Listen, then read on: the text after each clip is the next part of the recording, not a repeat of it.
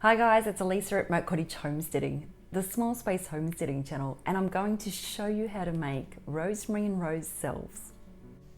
First up, we need to make a basic herbal oil, and because I need it in a hurry, today I'm using the oven method.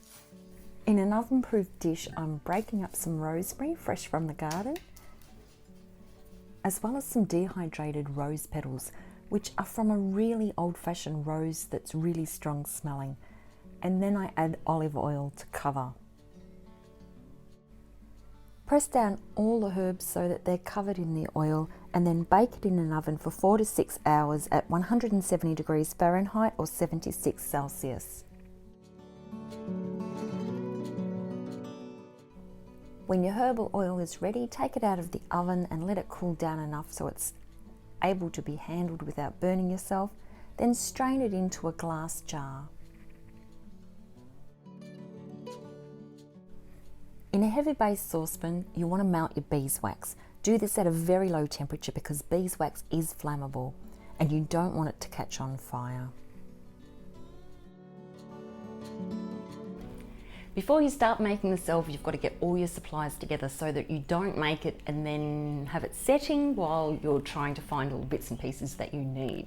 Have a heavy base saucepan that you only use for making salves and different crafts. You don't want to be using one that you use for food, and that pretty much goes for all the bits and pieces that we use for making salves.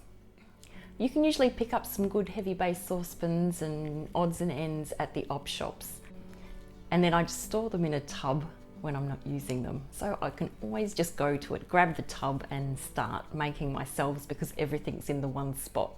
I have the melted beeswax in a saucepan, and they're both on a wooden block so that I'm not damaging the table because this will be hot when it comes back and this is hot now.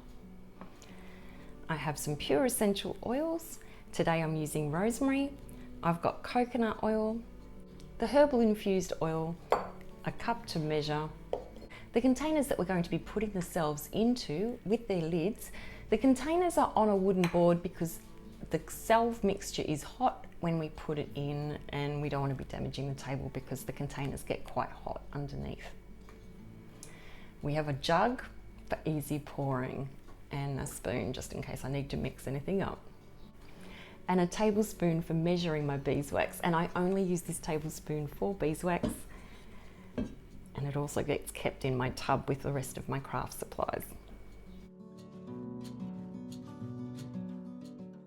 Put in 4 tablespoons of your beeswax.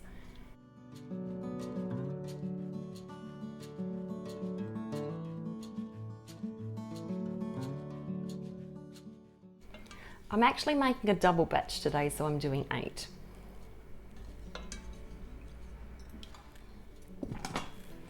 I'll let my beeswax cool down and then that will be ready to store in my tub once it's set.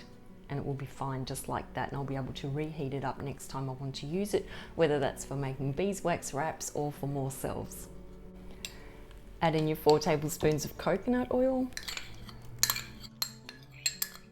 It's good to have a cloth handy to wipe your hands because they can get a bit greasy. Okay, now with the herbal infused oil, we want 3/4 of a cup.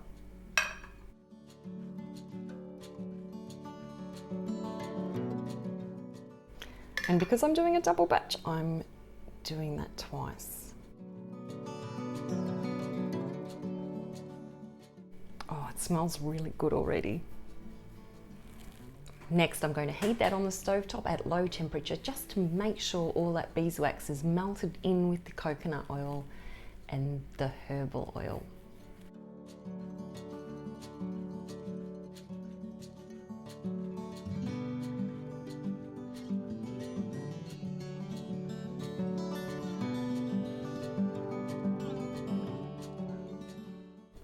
Carefully pour it into the jug.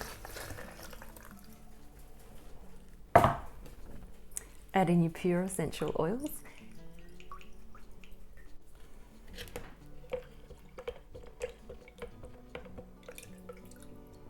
Always use a pure essential oil. I say that in all of my videos where I use essential oils.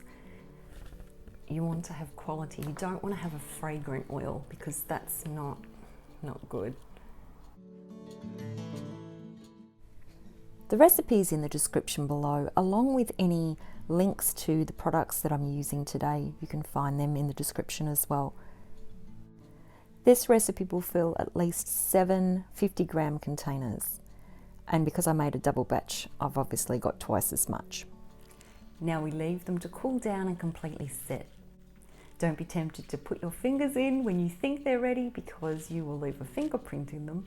And make sure they're not in reach of children who could burn themselves with them.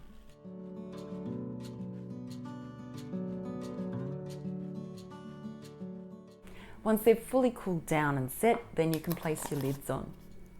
It's always a good idea to label your salves with the ingredients that you've put in your salves, as well as a use by date. The use by date will be when your first oil expires. So if you're using an olive oil and a coconut oil and the expiry date is in 2 years for one of them and 1 year for the other, then 1 year will be your expiry date. So when you're making your salves, always use fairly fresh ingredients that are going to last a few years, because if you're making a big batch of salves, you want them to last as long as they can possibly last. When you're pregnant, it's not a good idea to use a lot of rosemary oil, so do take that into account if you're gifting it to somebody or if you're pregnant. And whatever type of salve you make, always do the research on the essential oils that you're using, because there's always medicinal benefits as well as warnings for certain illnesses and medications and conditions. So you need to take that into account when you're gifting it or using it yourself. If you want to see how to make herbal infused oils using the sun method, then check out my lavender salve video. And if you'd like to see more of what we're doing on our small space homestead, then subscribe. Thanks for watching. I'll see you in the next video.